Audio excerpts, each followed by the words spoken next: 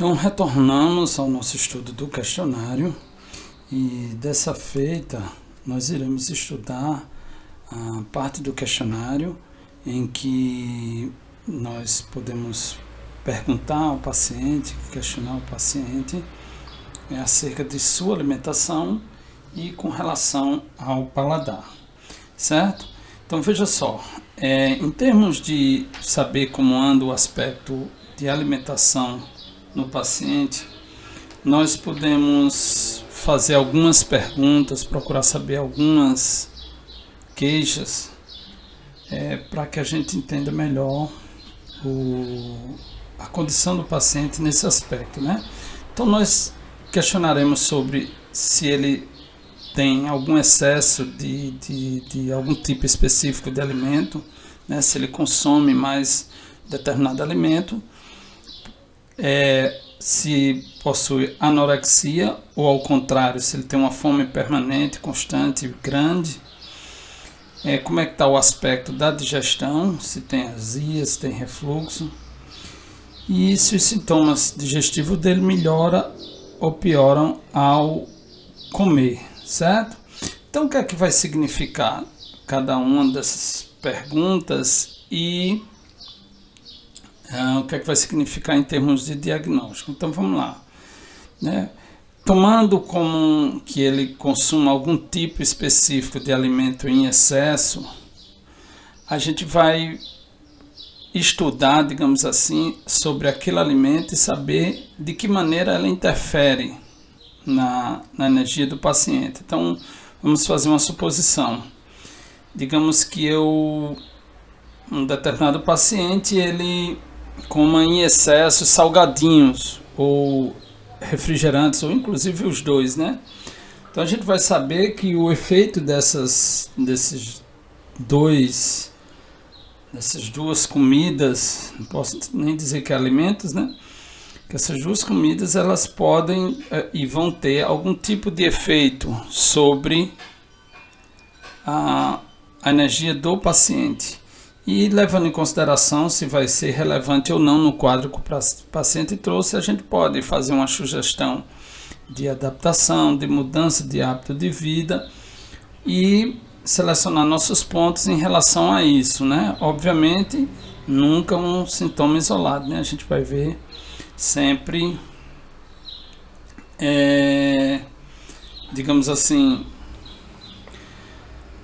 conjunto como um todo. Então a gente vai levar em consideração, obviamente, se faz parte ou se contribui para aquele estado do paciente. De uma maneira geral, sempre vai contribuir e vai ser sempre melhor que a gente indique, se uma alimentação não for adequada, que a mudança de hábito do paciente, né? Mas também existe outra forma da gente ver, né? Pode ser que mesmo que saudável, o paciente tem um hábito de consumir sempre um tipo específico de alimento. Então vamos outro quadro bem comum.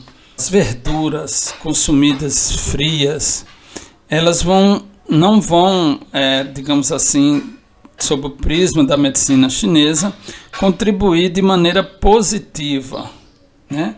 Então é considerado alimentos frios. Então quem come, por exemplo, verduras, alface, tomate, alimentos crus, a própria cenoura, né, que está sempre comendo de maneira crua, como normalmente se recomenda, há uma tendência de esfriar o calor no estômago, né? Então não vai ser positivo. O que é que a gente recomenda dentro da medicina chinesa? É sempre importante que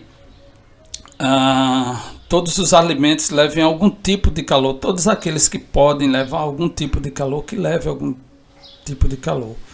E a gente sabe que ao esfriar o estômago, o aspecto digestivo ele pode piorar, a pessoa pode ter dificuldade em digestão ou coisas semelhantes, ok? Outro sintoma é a anorexia, certo? Anorexia ou falta de fome, né? A anorexia está muito relacionada à deficiência do Qi e do baço, né? Então o baço ele diminui a sua capacidade de fazer a digestão e com isso ele digamos assim, ele diminui o apetite, já que ele não consegue lidar de maneira adequada ou o suficiente para se alimentar. Então, normalmente, os quadros de anorexia estão relacionados a isso. Já o de fome permanente, fome constante ou uma fome intensa, pode estar relacionado a calor no estômago.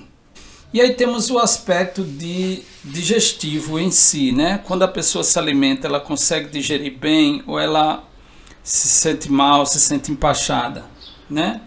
Então veja só, boa parte desses sintomas aqui, ele pode ter relação não diretamente com o estômago, mas sim com o fígado, né? O fígado aumenta a capacidade do estômago de digerir e muitas vezes quando o fígado não tá e a vesícula, né, não estão bem, ele prejudica esse aspecto digestivo do estômago, né? E o próprio baço também. Mas também pode ser a presença de umidade no corpo, né? No próprio estômago. Azia. Azia, essa sensação de ardência no estômago, ele pode vir de um calor no estômago, mas muitas vezes a azia, assim como a úlcera, que é um agravamento, ele pode vir de um ataque horizontal do fígado ao estômago, certo? Então muitas vezes é muito comum o baço e o estômago estarem em deficiência, o fígado está em excesso e há o que é chamado de ataque horizontal, né? Causando exatamente esses aspectos de desconforto digestivo, levando a azia, o refluxo e até mesmo a úlcera. Quando o paciente melhora, quando se alimenta, isso é um indício de uma condição de vazio no estômago especificamente. E se ele piora, é porque há plenitude. A plenitude pode ser, no caso, por exemplo, acúmulo de alimentos ou umidade. Então, agora falando sobre paladar, nós vamos ver sobre dois aspectos. Primeiramente, sobre o sabor de preferência e o sabor que a pessoa não gosta ou detesta. E também a questão do gosto espontâneo na boca, né? Então, sabor de preferência. Então, sabor de preferência, nós vamos sempre estar vendo sob a perspectiva dos 5 elementos, né? Então, nós sabemos que cada elemento está associado a um órgão e uma víscera e também ressoa, digamos assim, com um certo tipo de sabor. Então veja só, como é que a gente vai ver aqui. Se a pessoa tem preferência por determinado sabor, e essa preferência ela é muito intensa, então significa que aquele elemento pode estar em deficiência, certo? Exemplo, a pessoa que é ávida por doce. Existem pessoas que até elas mesmo se referem a si como formigas. Então, provavelmente, há uma deficiência do baço, né? Porque ele pede aquele alimento a qual ele mais necessita. Da mesma forma, se a pessoa deseja comidas azedas, picantes, amargas ou salgadas, né? Cada um com seu quadro específico.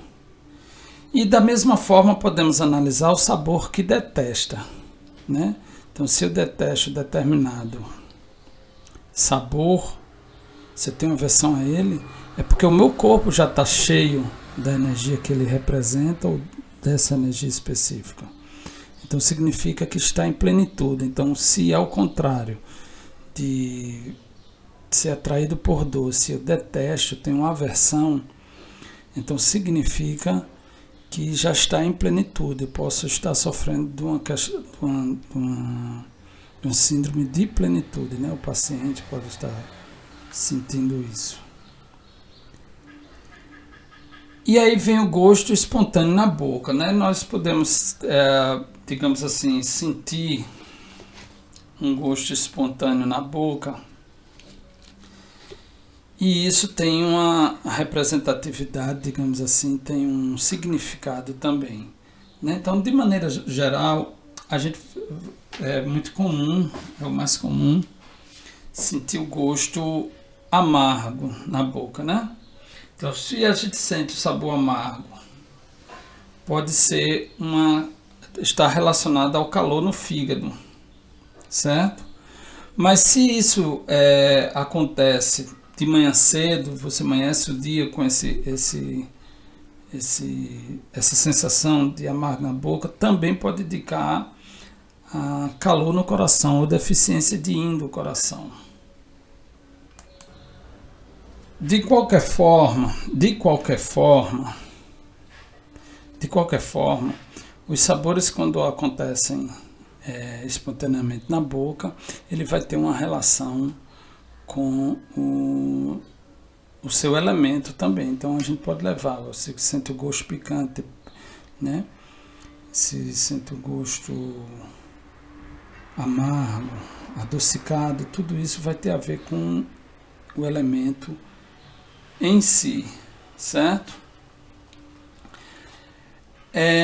Vale a pena salientar que quando nós falamos de paladar, existe a condição em que a pessoa perde o paladar também, né?